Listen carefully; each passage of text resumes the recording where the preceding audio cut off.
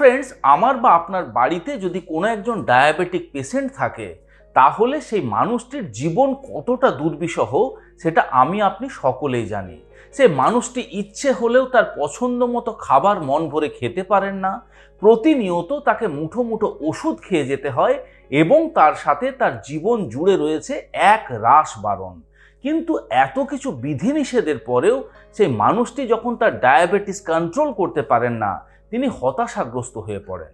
কিন্তু প্রশ্ন হলো যে এই চক্রব্যূহ থেকে বেরোনোর কি কোনো উপায় নেই? অবশ্যই আছে। বিজ্ঞান বলছে যে আপনার ডায়াবেটিস কন্ট্রোলের জন্য শুধুমাত্র ওষুধই পর্যাপ্ত নয়, এই ওষুধের সাথে সাথে আপনার লাইফস্টাইলে এমন কিছু পরিবর্তন আপনাকে নিয়ে আসতে হবে যে পরিবর্তন আপনার ডায়াবেটিস কন্ট্রোলের প্রধান হাতিয়ার হতে পারে। বা বলা ভালো, সেই সমস্ত পরিবর্তন যদি আপনার ডেইলি লাইফে নিয়ে আসতে না পারেন তাহলে পৃথিবীর যে কোনো দামি মেডিসিনই আপনি খান না কেন, আপনি আপনার ডায়াবেটিস কন্ট্রোল কখনো করতে পারবেন না। নমস্কার, আমি কৃষ্ণার্জুন মুখার্জি আর আপনারা দেখছেন আপনাদের ইউটিউব চ্যানেল হেলথক্রিপশন। আজকের ভিডিওতে আপনাদের সাথে যে সমস্ত ছোটোখাটো পরিবর্তনের কথা বলবো সেগুলি যতটা সম্ভব আপনার ডেইলি লাইফে মাত্র 10 দিনের জন্য যুক্ত করে দেখুন এবং আপনার জীবনে কত বড় জাদুকরী পরিবর্তন আসতে পারে সেটা একবার মিলিয়ে দেখার চেষ্টা করুন। তো চলুন ভিডিওটি শেষ পর্যন্ত খুব মনোযোগ সহকারে দেখুন, তার কারণ আজকের ভিডিওতে এমন কিছু ম্যাজিক টিপস আপনাদের দিতে চলেছি যেগুলি ডায়াবেটিস কন্ট্রোলের ক্ষেত্রে ব্রহ্মাস্ত্রের মতন কাজ করতে পারে। সর্বপ্রথম হলো কার্বোহাইড্রেটের ভুল ভারসাম্য। দেখুন, ডায়াবেটিস হওয়ার সাথে সাথেই আমরা মোটামুটি জানি যে সমস্ত প্রকারের মিষ্টি জাতীয় খাবার আপনাকে বন্ধ করে দিতে হবে, ভাত কম পরিমাণে খেতে হবে, আলু আপনার খাওয়া চলবে না, তাহলেই আপনি সুগারকে কন্ট্রোলে রাখতে পারবেন। কিন্তু আমরা প্রতিনিয়ত এমন কিছু খাবার খাচ্ছি যে খাবারগুলি ওই সমস্ত ভাত, রুটি বা চিনির থেকেও বেশি আমাদের রক্তে সুগার বাড়িয়ে দিচ্ছে, সেই বিষয়টা কখনোই ভেবে দেখি না। সকালবেলা ঘুম থেকে উঠে চায়ের কাপের সাথে যে আপনি বিস্কুট খাচ্ছেন, সেই বিস্কুট থেকে শুরু করে আপনি স্ন্যাক্সে যে মুড়ি খাচ্ছেন সেই মুড়ি এবং বিভিন্ন ধরনের fast food, junk food, bakery item যেগুলির স্বাদ মিষ্টি না হলেও দরকারের থেকে অতিরিক্ত মাত্রাতে আপনার সুগার বাড়িয়ে দিচ্ছে, সেই বিষয়টা আমরা কখনোই ভেবে দেখি না। তাই আপনাকে সব সময় খেয়াল রাখতে হবে যে সেই খাবারটি আপনার খাদ্য তালিকায় যুক্ত করুন যে খাবারের মধ্যে সিম্পল কার্বোহাইড্রেট থাকে না বা কম পরিমাণে থাকে।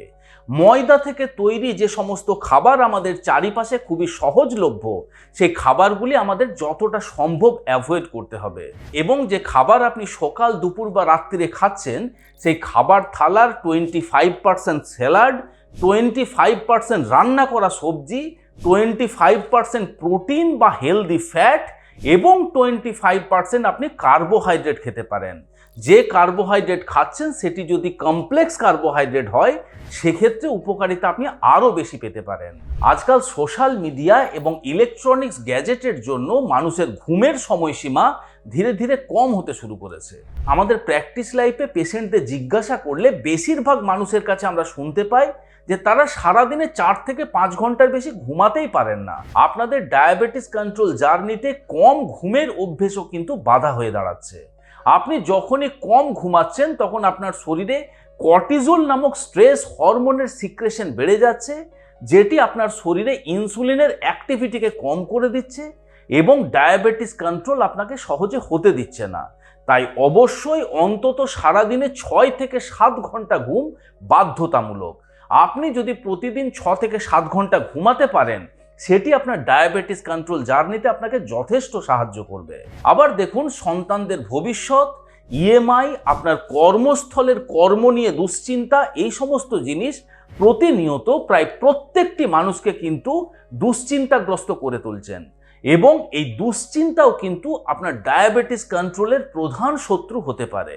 তার কারণ আপনি যখনই দুশ্চিন্তা করেন শরীর তখন অতিরিক্ত শক্তি সঞ্চয়ের জন্য সুগার রক্তের মধ্যে ছেড়ে দেয় এবং সেই সুগার যখন শরীর কাজে লাগাতে পারে না তখন কিন্তু অটোমেটিক্যালি রক্তে সুগারের মাত্রা বৃদ্ধি পেতে থাকে।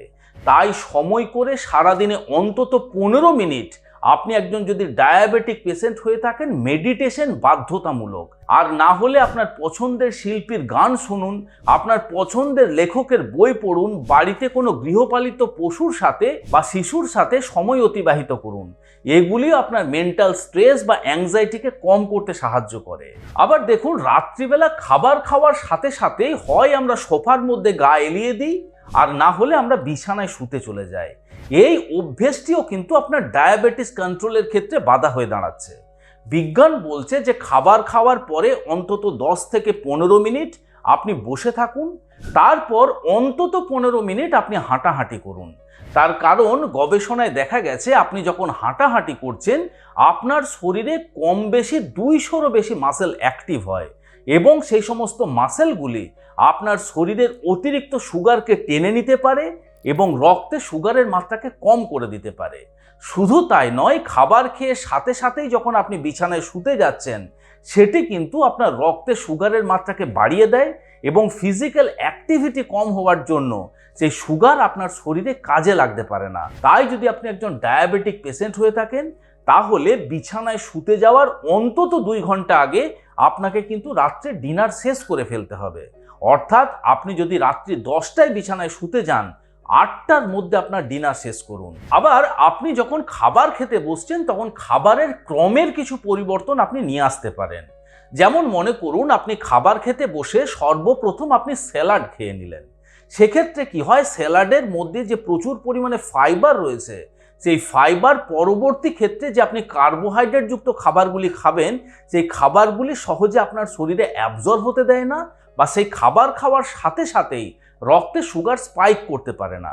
এবং ডায়াবেটিক পেশেন্টদের জন্য আরও কিছু টিপস আমরা দিয়ে থাকি, যেমন আপনি যে থালার মধ্যে বা প্লেটের মধ্যে খাবার খাচ্ছেন তার সাইজ যদি ছোট হয় সেক্ষেত্রে ওভার ইটিংয়ের যে ঝামেলা, সেই ঝামেলাও আপনি এড়িয়ে চলতে পারবেন। এবং আরও একটা ইন্টারেস্টিং জিনিস, আপনি যে প্লেটে খাবার খাচ্ছেন সে প্লেটের কালার যদি ব্লু কালার হয়ে থাকে সেক্ষেত্রে খুব তাড়াতাড়ি আপনার খাবারে মন ভরে যায়।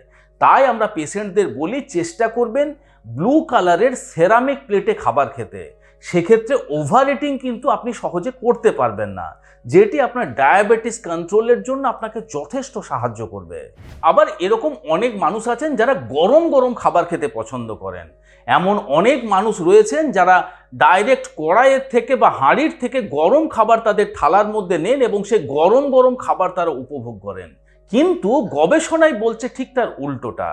আপনি যদি গরম খাবার খাচ্ছেন সেটি আপনার রক্তে আরো দ্রুত সুগার বাড়িয়ে দিতে পারে। তার কারণ যখন গরম ভাত বা রুটি আপনি খাচ্ছেন তখন তার মধ্যে যে স্টার্চগুলি রয়েছে সেই স্টার্চগুলি জিলেটিনাইজড হয়ে যায়, যেগুলি সহজেই আমাদের শরীরে ব্রেকডাউন হয়ে যায় এবং আমাদের রক্তের মধ্যে মিশে যায়। তাই আমরা বলি যে অতিরিক্ত গরম জাতীয় খাবার কিন্তু ডায়াবেটিক পেশেন্টদের অ্যাভয়েড করতে হবে। আপনারা এমনটা করতে পারেন, আপনি যদি একজন ডায়াবেটিক পেশেন্ট হয়ে থাকেন সেক্ষেত্রে ভাত, রুটি, সেদ্ধ করা আলু এগুলি ঠান্ডা করে খান। আপনি যদি 7 থেকে 8 ঘন্টার ব্যবধান রেখে খেতে পারেন সেটি আপনি আরও উপকারিতা পাবেন। তার কারণ 7 থেকে 8 ঘন্টায় খাবারগুলিকে যদি আপনি ফ্রিজের মধ্যে স্টোর করতে পারেন এবং সেগুলিকে বের করে সাধারণ তাপমাত্রায় নিয়ে এসে খেতে পারেন গরম না করে, সেগুলি রেজিস্ট্যান্স স্টার্চে রূপান্তরিত হয়, যেগুলি আপনার শরীরে ফাইবারের মতন কাজ করে এবং রক্তে সহজে সুগারের মাত্রা বৃদ্ধি করতে পারে না। আবার আপনি যদি একজন ডায়াবেটিক পেশেন্ট হয়ে থাকেন সেক্ষেত্রে দাঁত বা আপনার দাঁতের মাড়ির যত্ন নেন। বিষয়টা শুনতে আশ্চর্যজনক মনে হলেও এটাই সত্যি। গবেষণায় দেখা গেছে যে আপনার দাঁতের মধ্যে বা দাঁতের মাড়ির মধ্যে যদি কোনো প্রকারের কোনো ইনফ্লামেশন বা ইনফেকশন হয় সেক্ষেত্রে আপনার শরীরের ইনসুলিন সঠিকভাবে কাজ করতে পারে না, যেটি আপনার ডায়াবেটিস কন্ট্রোলের ক্ষেত্রে বাধা হয়ে দাঁড়ায়। তাই আমরা বলি যে সারাদিনে অন্তত 2 বার ব্রাশ বা ফ্লসিং করার চেষ্টা করবেন, যেটি আপনার মুখগহ্বরকে হেলদি রাখবে, আপনার ডায়াবেটিস কন্ট্রোল জার্নিতে সেটি আপনাকে সাহায্য করবে। এছাড়া আপনার শরীরে যদি ভিটামিন ডি এর ডেফিসিয়েন্সি হয় সেক্ষেত্রে আপনার প্যানক্রিয়াসের বিটা সেলগুলি পর্যাপ্ত মাত্রাতে ইনসুলিন তৈরি করতে পারে না।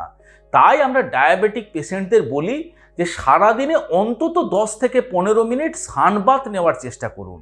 সেক্ষেত্রে সকালবেলা 10টা থেকে 11টার মধ্যে সম্ভব হলে খালি গায়ে আর না হলে পাতলা সুতির কাপড় পরিধান করে 15 মিনিট থেকে আধ ঘন্টা আপনারা সূর্যালোকে দাঁড়িয়ে থাকুন, যেটি আপনার শরীরে ভিটামিন ডি এর ডেফিসিয়েন্সিকে মেটাতে পারে এবং আপনার শরীরে যাতে পর্যাপ্ত মাত্রাতে ইনসুলিন সিক্রেশন হয় বা তৈরি হয় সেদিক থেকে আপনাকে সাহায্য করতে পারে। তাই সবশেষে আপনাদের আরও একবার বলবো যে আপনার ডায়াবেটিসের সমস্যা রয়েছে মানে ওষুধ খাওয়া ছাড়া আর অন্য কোনো রাস্তা নেই। ডায়াবেটিস রয়েছে মানেই এক রাস বারণ নিয়ে আপনার জীবন কাটিয়ে দেবেন। এই ভুল ধারণা থেকে বেরিয়ে আসুন, জীবনে এই ছোটোখাটো পরিবর্তনগুলো করুন এবং ডায়াবেটিসকে খুব সহজেই আপনি কন্ট্রোলে রাখুন। আশা করি আজকের এই ভিডিওটি আপনাদের ভালো লেগেছে এবং ইনফরমেটিভ লেগেছে। যদি ভিডিওটি ভালো লেগে থাকে বন্ধুরা, তাহলে অবশ্যই ভিডিওটিকে লাইক করবেন।